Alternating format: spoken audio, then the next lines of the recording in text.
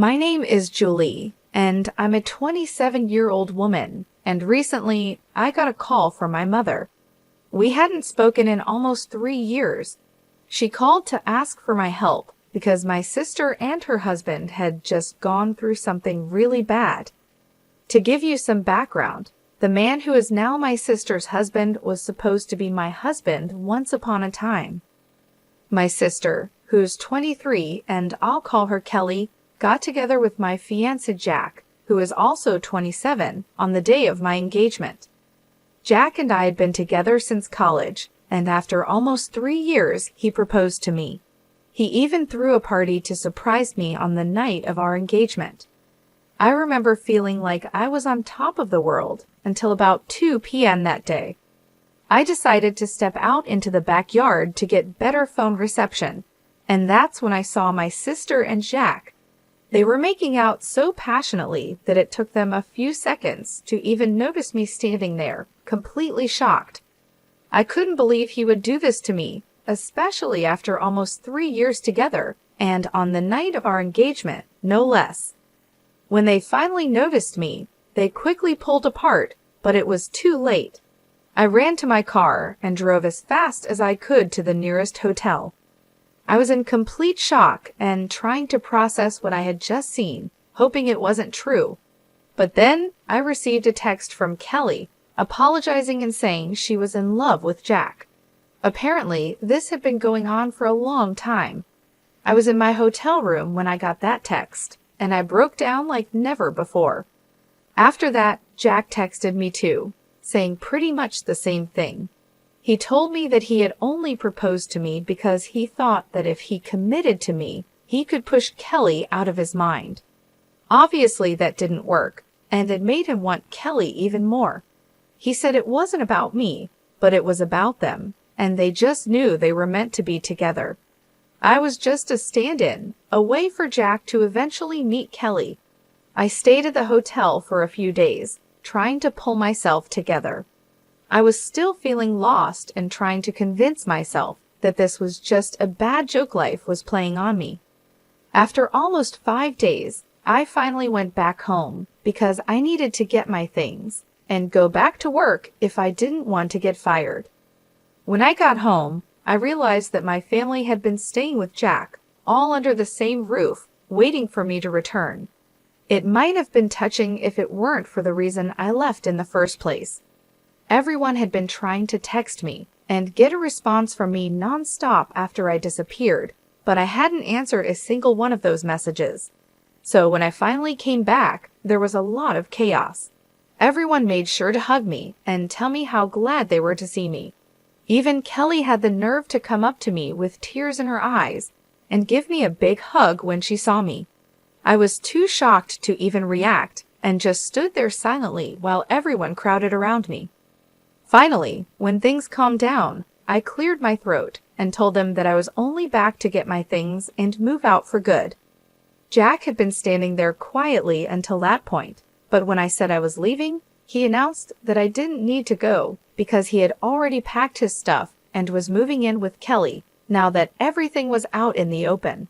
My family, including my parents, my aunt, and my dad's youngest sister, who has lived with us since her husband passed away, all had big smiles on their faces. There was nothing to smile about, at least not from my perspective. Kelly stood next to Jack, looking at me sadly but still smiling.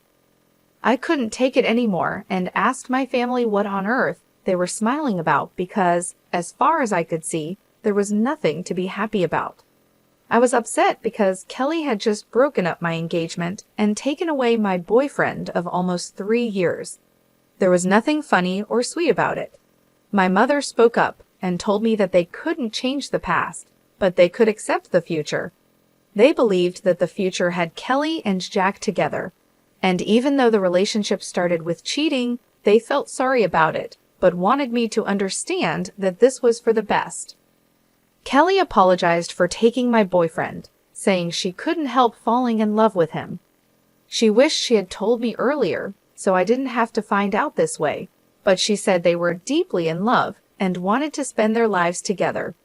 Then they kissed right in front of me, and my mother even wiped a tear from her eyes. I snapped and told them that this wasn't something to be sentimental about.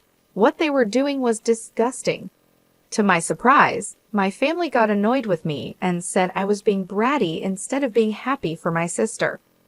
They thought I was making it all about myself and didn't approve of my behavior. I was shocked by their attitude and told them all to get out of my house. I couldn't understand how they were defending Kelly and Jack while making me look like the bad guy, acting like I was overreacting. My father stepped in and told me not to act like a child because things like this happen and I should just accept it. He said I should be happy that my sister found her soulmate instead of being jealous. It felt like they were all acting crazy and I couldn't deal with it anymore. So I said screw it, went to my room, packed some of my things, and left again without talking to them or listening to what they had to say, even as they called my name and told me not to go. I didn't have anything left to say to them because it was clear that they cared more about Kelly and her happiness than about me or what was right and wrong. They were so focused on justifying what Kelly had done that they completely forgot that I had real feelings too. After that day, my family tried to contact me several times, but I never responded because I didn't think I owed them anything. A couple of weeks later, I even received an invitation to Kelly and Jack's wedding, which I obviously declined. All the friends that Jack and I had in common also declined the wedding invitation to support me, and even a few relatives who knew the truth stopped interacting with my family after they learned how I had been treated. It's been 3 years, and I've cut them out of my life completely. They occasionally tried to get back in touch by wishing me well on my birthday or New Year, but I always ignored them. I never blocked any of them, though I did remove them from my friends list. Since I have a public account, they could still see what I was up to, which is what I wanted. I wanted them to see that I was living a great life and let them feel jealous. It was a bit petty, but it was the least I could do after how they treated me. Until recently, I had no idea what they had been up to in the last few years. About 5 days ago, my mother called me from a number I didn't recognize. When I answered and realized it was her, I tried to hang up, but she begged me desperately for a chance to talk.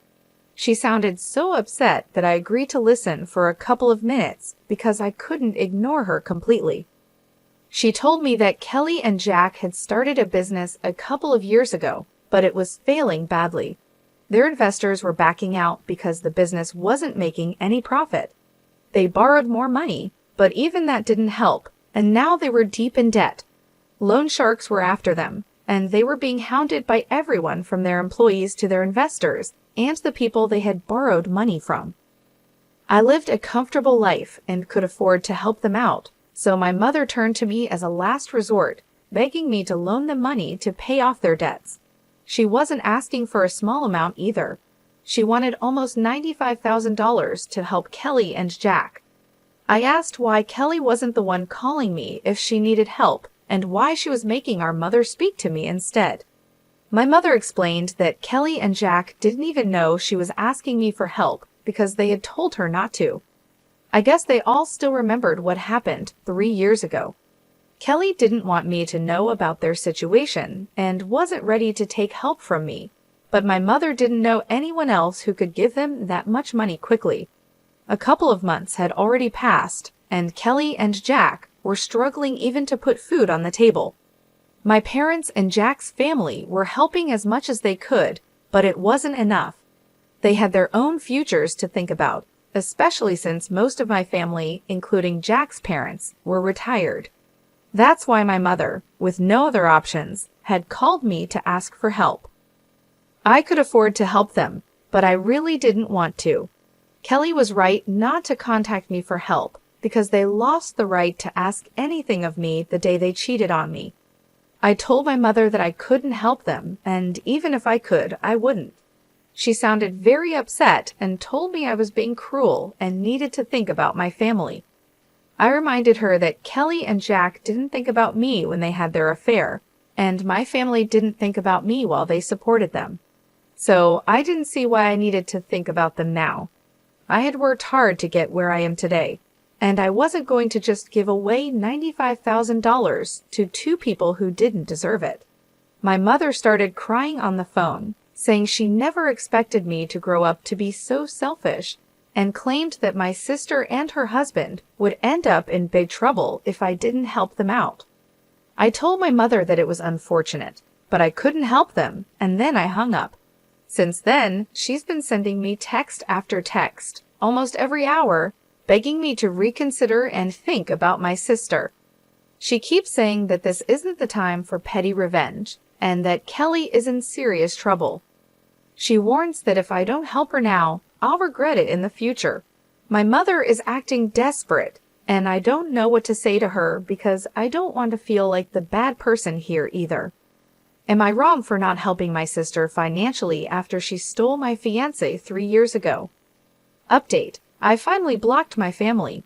I hadn't done that earlier because, first, I wanted them to see what I was up to and feel jealous, and second, because I thought cutting them off completely might be something I'd regret if something bad happened to them.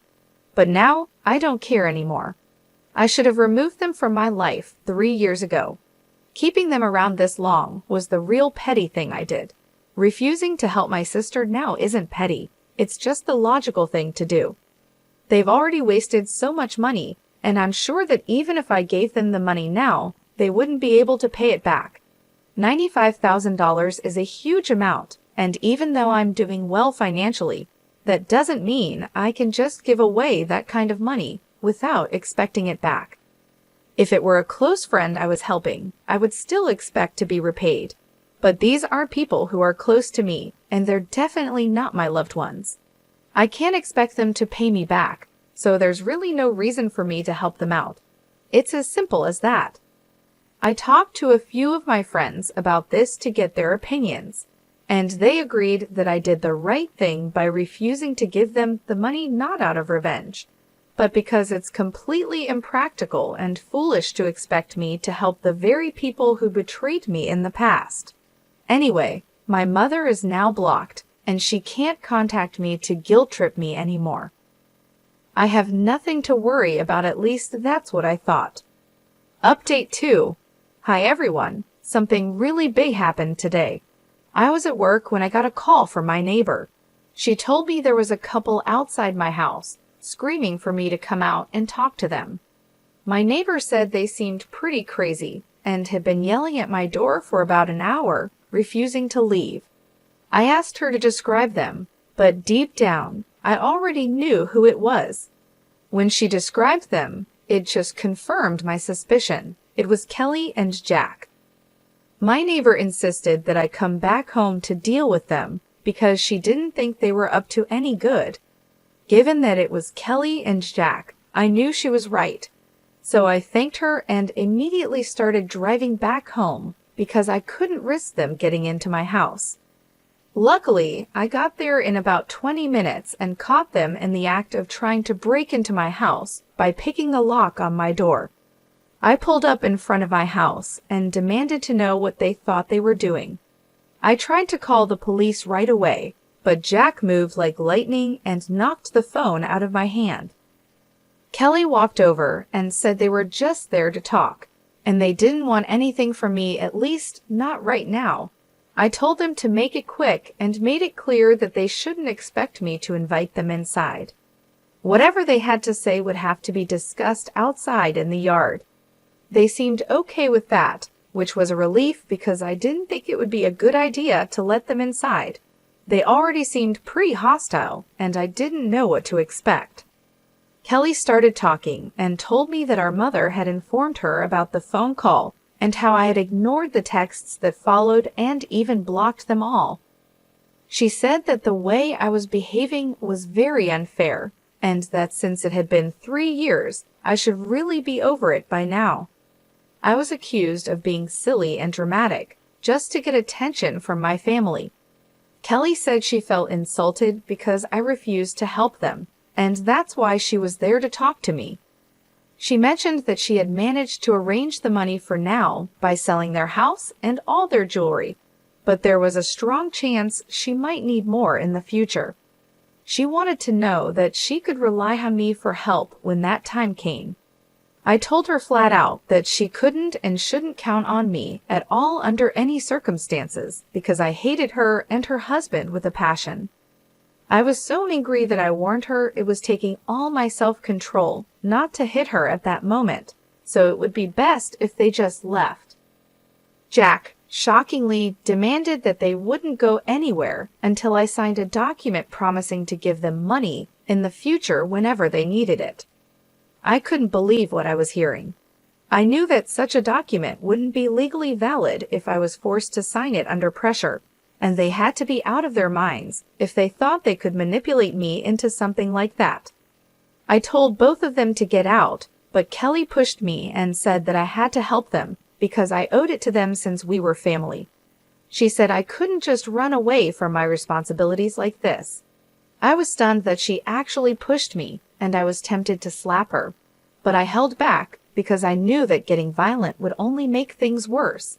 Instead, I decided to grab my phone, which had fallen to the ground when Jack knocked it out of my hand earlier, and I made a run for it. I quickly climbed into my car and drove off without even checking my rearview mirror. Luckily, I hadn't turned off the engine when I had left the car, so it was still running, and I was able to get a head start on them. They didn't chase after me on foot, which was a relief, but they stayed at my house, which was unfortunate. Once I was at a safe distance, I decided to call the police and report what was happening. I drove back to my house just in time, arriving shortly before the police got there. Within about 25 minutes, they showed up, and I filled them in on everything that had happened. The police arrested Kelly and Jack and took them away. I knew the charges weren't that serious, and they'd probably get off easily, but it was still worth it because at least they were taken away, and I didn't have to deal with them anymore. A few hours have passed since then, and I haven't heard from anyone in my family, which is strange. I thought by now at least one of them would have tried to contact me from a different number, but they haven't. I'm guessing they're either over everything and won't try to get under my skin again, or they're just waiting for the right time to contact me later when things have calmed down a bit. Update 3. Hi, so my last update was about a week ago, and I had started to believe that my family was finally going to leave me alone after I called the cops on Kelly and Jack. But I was wrong. Even that didn't stop them from bothering me again. This time, it was my parents who showed up at my house, asking if they could talk to me for a moment. This happened yesterday, and they seemed much less arrogant compared to Kelly and Jack, so I decided to let them in.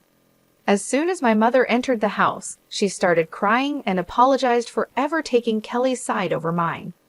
My father explained that after they learned Kelly and Jack were arrested because of their behavior, including physically pushing me, they couldn't see them the same way anymore. They had decided to cut them off. My mother kept crying the entire time she was there, while my father continued apologizing for siding with Kelly in the past when it was actually me who was the victim. I told my parents that while I appreciated them finally coming to their senses, it was too little, too late to make things better. I had grown used to living my life on my own terms and didn't want to go back to putting my family before myself. As much as I appreciated their visit and apology, I couldn't promise to work on our relationship because, honestly, I didn't see any point in trying to salvage something that was already broken, even if it was with my parents. They protested a bit, saying that we could fix things if we really wanted to, but that was the problem I didn't want to anymore. I just wanted to be by myself, free from the complications and hurt of the past.